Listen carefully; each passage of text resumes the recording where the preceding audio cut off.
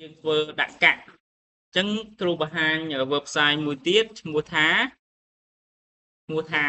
អីគេ Pixabay នេះយើងធ្លាប់យកម្ដងហើយប៉ុន្តែយើងយកជា background ប៉ុន្តែលើកនេះយើងយកជា sound effect អញ្ចឹងទាំងអស់គ្នាចុចលើពាក្យថា sound effect បាទ sound effect នេះយើងវាយពាក្យខ្វាញ់ COIN មកខ្វាញ់ collect បាទឧទាហរណ៍នេះជាមួយស្ដាប់សំឡេង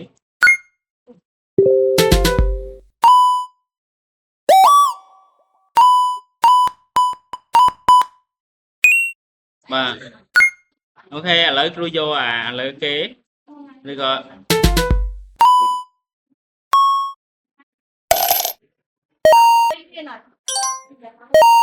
ពេញម៉ោង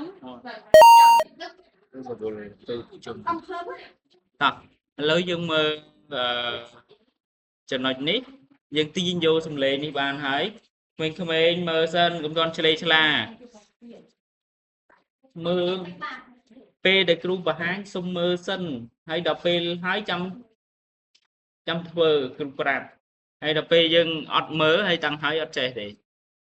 ពេលឥឡូវយើងចូលទៅកាន់តួអង្គរបស់យើងវិញអញ្ចឹងយើងត្រូវមានកាក់អញ្ចឹងបើយើងចង់បានរូបកាក់យើងអាចគូររូបកាក់បានឬក៏ជា object អីមួយអញ្ចឹងកន្លែងនេះយើងអាចច្នៃប្រឌិតខ្លួនឯងគឺយើងបញ្ចូល sprite មួយបាទយើងចូល sprite មួយបាទបន្ទាប់មកទៀតយើងត្រូវ download កាក់អញ្ចឹងឧទាហរណ៍ត្រង់កន្លែងនេះយើងមានកាក់មានអីអញ្ចឹងទៅហើយបើសិនយើងអត់មានទេយើងគូសថាអានេះជាកាក់ចុះហើយជ្រុលចាក់ពណ៌វាពណ៌លឿងចុះនេះកាក់ក្រោមក្រហមបាទហើយចុចលើនេះមួយពេលឥឡូវនេះជាកាក់មួយហើយនៅត្រង់កន្លែងនេះយើងបដូរឈ្មោះវាមកណាថកាក់ដាក់ឈ្មោះមកកាក់មួយដាក់ខ្មែរបាទអញ្ចឹងតមកទៀតតន់ខ្វល់ Ctrl C Ctrl V Ctrl V បាទអញ្ចឹងកាក់គឺដាក់ច្រើនហើយវាទិញចាប់អញ្ចឹងពេលយើង play game របស់យើងប៉ះទៅវាអត់ទៅណាទេបាទអញ្ចឹងយើងចូលទៅកំណត់វា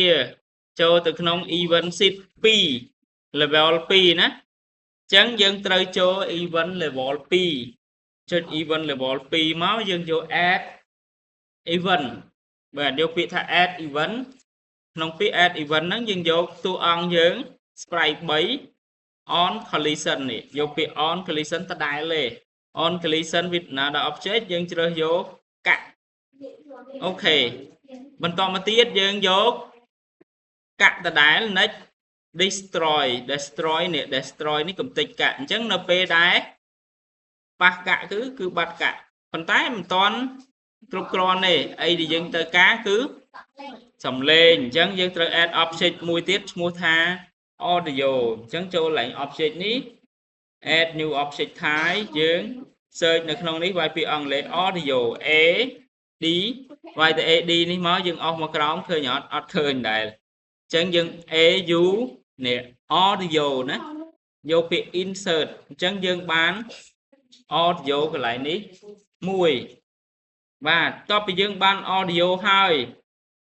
យើងឃើញពាក្យខាងក្រោមនេះមានពាក្យថា